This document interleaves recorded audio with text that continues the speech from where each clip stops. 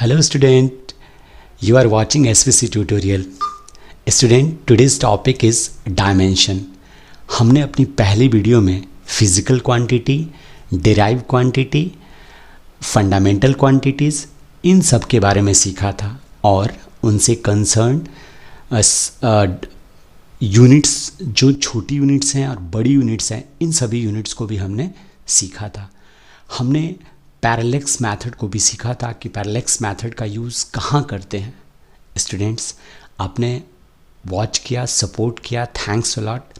अगर आप इस चैनल पे नए हैं तो प्लीज़ सब्सक्राइब कर दीजिए और इस वीडियो को अपने दोस्तों के साथ शेयर कीजिए। स्टूडेंट, हमने आपको बताया कि अगर आपको हमारी वीडियोस में कोई भी चीज़ समझ नहीं आ रही है, किसी भी तरह का कोई प्रॉब्लम आप फेस कर रहे हैं तो प्लीज़ हमारे कमेंट सेक्शन में बताइए। हम आपके लिए ऑनलाइन सेशन करेंगे जिसमें सिर्फ और सिर्फ आपके डाउट को क्लियर करेंगे। So please don't waste time, let's begin the video and the topic is dimension. Dimension students, first of all we will try to know that what is dimension. देखिए, ये बहुत ही आसान टॉपिक है लेकिन बहुत important है। Easy जितना है उसका इम्पोर्टेंस उतना ही ज़्यादा है। ये सारे कॉम्पिटिटिव एग्ज़ाम में, चाहे वो नीट हो, जेई हो या आपके जॉब ओरिएंटेड जितने भी एग्ज़ाम्स हैं, सभी एग्ज़ाम्स में इसमें से क्वेश्चन पूछे जाते हैं। सो आप इसे पूरा फोकस करके समझने की कोशिश करिएगा। इसमें किसी भी तरह का कोई भी डाउट है तो प्लीज़ उसे कैरी नहीं करना है, आपको तुरंत इसे क्लियर करना है क्योंकि ये बहुत ही इंपॉर्टेंट टॉपिक है। ऑलराइट, आइए हम सबसे पहले समझते हैं कि डायमेंशन होते क्या हैं। स्टूडेंट, आपने इससे पहली क्लास में ये सीखा था कि derive quantities and derive unit क्या होती हैं। उसमें आपने ये देखा था कि जब भी आपको किसी डिराइव क्वांटिटी को निकालना होता है तो आप फंडामेंटल क्वांटिटी के टर्म्स में उसे एक्सप्रेस करते हैं। ओके, आइए इसे समझते हैं एक एग्जांपल लेकर के। देखिए, जैसे अगर हम फोर्स की बात करते हैं तो force is equal to mass into acceleration. ये आप अच्छे से जानते हैं इस फॉर्मूले के बारे में, F is equal to ma।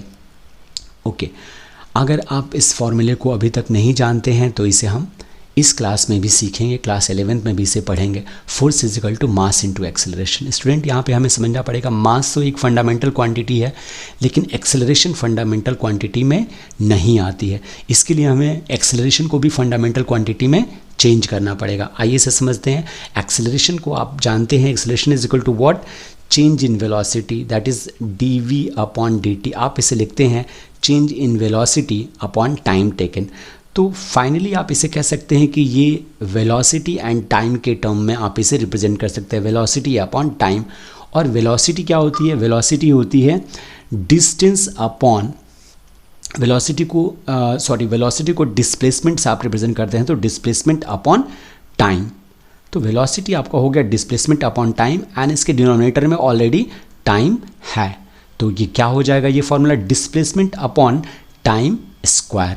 सो देखिए यहाँ पे ये इसको कन्वर्ट किया गया है, force is equal to mass into acceleration. So this is mass and this is velocity upon time. Again velocity को क्या लिखा गया है?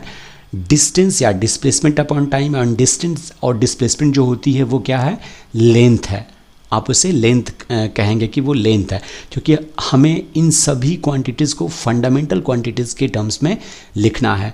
तो डिस्टेंस एंड डिस्प्लेसमेंट जो है वो लेंथ से कंसर्न है, लेंथ ही वो होती हैं। ऑलराइट, तो इसलिए हमने उसको लेंथ लिख दिया और ये मास हो गया, ये लेंथ हो गया और ये टाइम। तो अब आप देख पा रहे हैं कि आपके इस एक्सप्रेशन के अंदर सिर्फ और सिर्फ फंडामेंटल क्वांटिटीज़ हैं। तो इन फंडामेंटल क्वांटिटीज़ को जब आपने लिख दिया और अब आपसे पूछा जाए कि अगर आपको फोर्स जो क्या है, एक डिराइव क्वांटिटी है, तो फोर्स इस क्वांटिटी को जब आप लिख रहे हैं तो इस क्वांटिटी को लिखते समय आप इन फंडामेंटल क्वांटिटीज़ को इस तरह से अरेंज किए हैं। कैसे आपने अरेंज किया है? मास इनटू लेंथ इनटू सी टाइम। ये डिनोमिनेटर में टाइम है और ये भी डिनोमिनेटर में टाइम है, दोनों टाइम डिनोमिनेटर में है तो ये क्या हो जाएगा? Time square. एंड नीचे था इसलिए उसका पावर क्या हो जाएगा? माइनस हो जाएगा। तो आपने क्या किया? आपने यहाँ पर फोर्स एक क्या है? डिराइव क्वांटिटी है और इस डिराइव क्वांटिटी कि यूनिट लिखने के लिए अपने फंडामेंटल क्वांटिटीज़ को इस तरह से अरेंज कर दिया, और अब इन फंडामेंटल क्वांटिटीज़ की यूनिट लिख करके आप उसकी यूनिट लिख सकते हैं। जैसे मैं अगर आपको कहूँ कि आप इसकी यूनिट अगर आपको लिखना हो तो आप क्या लिखेंगे, मास की यूनिट क्या होती है, केजी, इनटू लेंथ की यूनिट क्या होती है, मीटर, और टाइम की यूनिट क्या होती है, सेकंड, तो into second to the power -2। तो इस तरह से आप कहेंगे कि फोर्स की एसआई जो यूनिट होती है दैट इज़ केजी मीटर पर सेकंड स्क्वायर होती है। यानी आप किसी भी डिराइव क्वांटिटी की जब यूनिट लिखेंगे तो वो फंडामेंटल यूनिट्स के टर्म्स में लिखेंगे, और फंडामेंटल यूनिट के टर्म्स में लिखते समय उनके ऊपर जो पावर लगाए जाते हैं, जैसे यहाँ पर मास का पावर क्या है 1, लेंथ का पावर क्या है 1, एंड टाइम का पावर क्या है -2। तो ये जो पावर लगाए जाते हैं किसी क्वांटिटी के ऊपर, किस लिए, किसी डिराइव क्वांटिटी को रिप्रेजेंट करने के लिए, किन के टर्म्स में, फंडामेंटल क्वांटिटीज़ के टर्म्स में। तो आप देख रहे हैं कि ये फोर्स है और फोर्स को इक्वेशन 1 से रिप्रेजेंट किया गया है। तो इस इक्वेशन 1 में आपने देखा कि मास का पावर 1 है, लेंथ का पावर 1 है, एंड टाइम का पावर क्या है -2। तो ये जो पावर होते हैं, इन्हीं पावर को क्या कहा जाता है, डायमेंशन। तो यहाँ पे हमें समझना यह है कि डायमेंशन ऑफ फोर्स, चूँकि ये बात किसके लिए हो रही है, फोर्स के लिए हो रही है, तो फोर्स की जो डायमेंशन है वो मास में कितनी है 1, एंड लेंथ में कितनी है 1, लेकिन टाइम में कितनी है -2। तो इन्हें डायमेंशनल इक्वेशन के फॉर्म में लिखने के लिए क्या किया जाता है कि वो जिन क्वांटिटीज़ को रिप्रेजेंट करते हैं, जैसे मास जो है उसका first letter capital M, and जो दूसरी क्वांटिटी है लेंथ, उसका फर्स्ट लेटर कैपिटल L, और जो तीसरी क्वांटिटी है वो टाइम, उसको कैपिटल T, एंड इनके पावर को हम लिख देते हैं, और इसके बाद इसे एक स्क्वायर ब्रैकेट से लिख दिया जाता है। तो इसे कहा जाता है MLT टू द पावर -2। इसे कहा जाता है dimensional equation of a quantity. तो वो कौन सी क्वांटिटी है, फोर्स, और इसको जब आप इसका डायमेंशन लिखेंगे तो इसी भी स्क्वायर ब्रैकेट में आपको लिखना पड़ेगा। यानी square bracket of F means you are writing the dimensional formula of force. तो आपने डायमेंशनल फार्मूला ऑफ फोर्स लिख दिया, इज इक्वल टू कितना आ गया, MLT to the power -2। Students देखिए, आपने यहाँ पे देखा कि आपने एक फिजिकल क्वांटिटी का डायमेंशनल इक्वेशन निकाल दिया और आपने डायमेंशन को समझ लिया।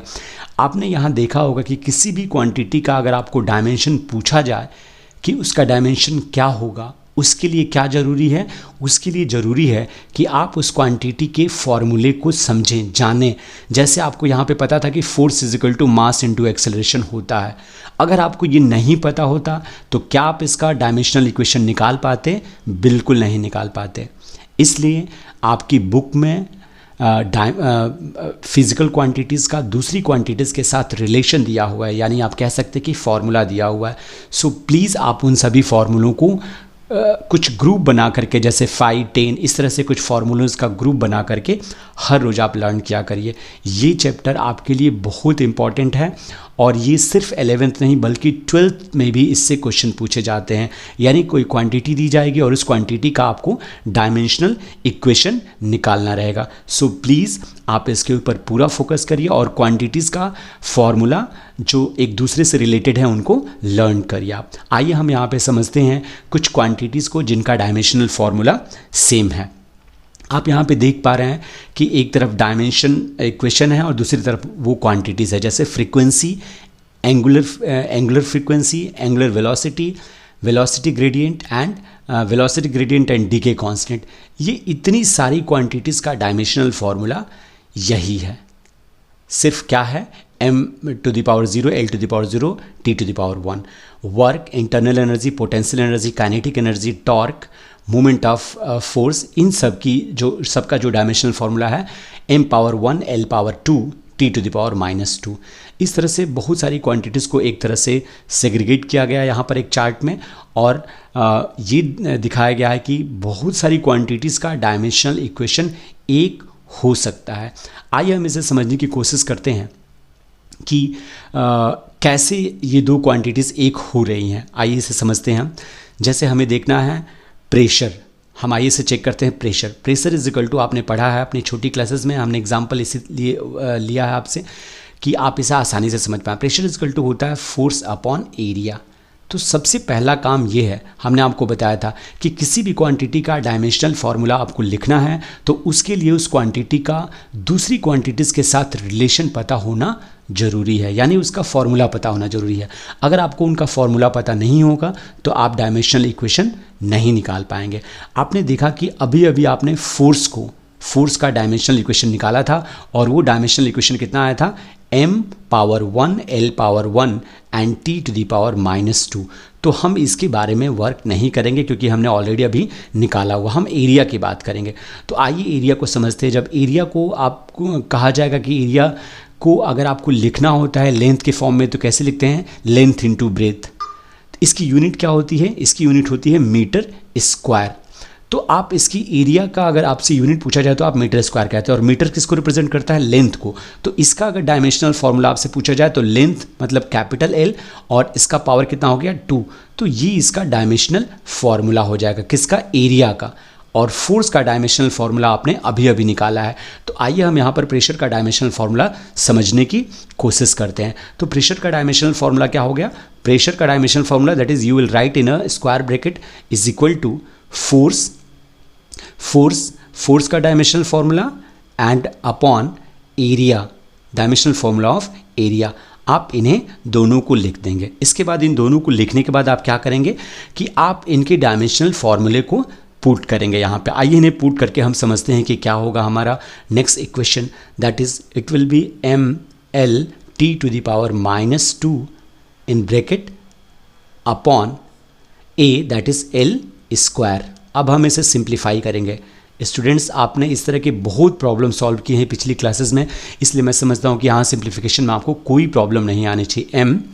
m आ गया एंड l ये डिनोमिनेटर में है, इसका पावर 2 है, यहाँ पे पावर 1 है। तो जब ये ऊपर जाएगा तो इसकी पावर क्या हो जाएगी, -1, क्योंकि नीचे वाला टर्म बड़ा है और वो नेगेटिव है इसलिए -1 and t to the power -2।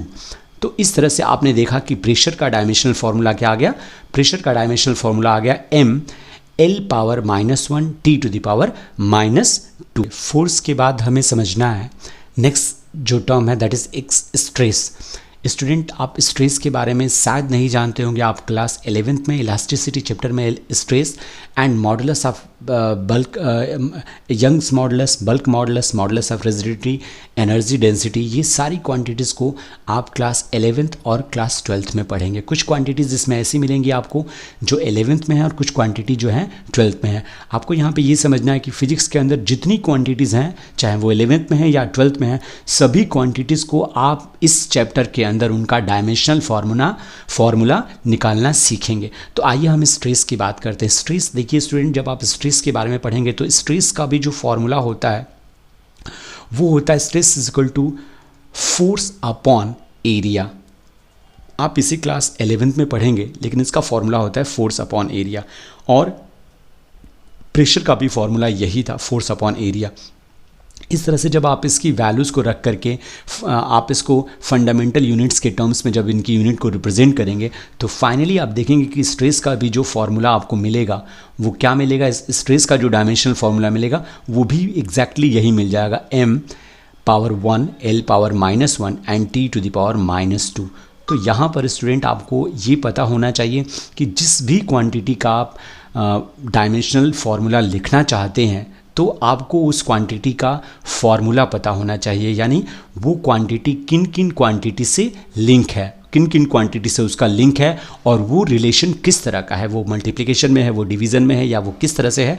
यानी कुल मिलाकर के आपको उसका फॉर्मूला पता होना चाहिए। अगर आपको फॉर्मूला पता है तो आप बड़े आराम से उसका डायमेंशनल इक्वेशन लिख सकते हैं। स्टूडेंट, अब इन डायमेंशनल इक्वेशन को समझने के बाद आपकी बुक में बहुत सारे इक्वेशंस फार्मूले दिए हुए हैं, सो आप उन सभी फार्मूलों को पढ़ेंगे और उसमें से डायमेंशनल फार्मूला निकालना सीखेंगे। अगर आपको किसी तरह की कोई प्रॉब्लम हो रही है तो आप हमें प्लीज़ बताएंगे।